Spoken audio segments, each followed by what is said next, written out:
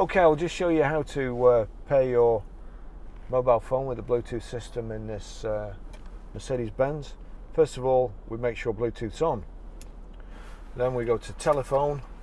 If it's not already on, telephone at the top there, click the selector wheel, select.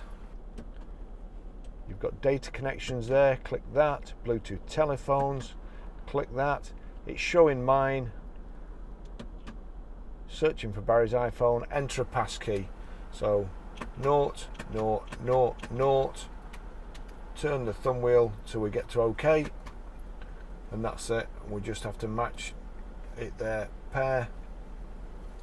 That's it. I don't want it to allow my contacts. You can see it there, but you will.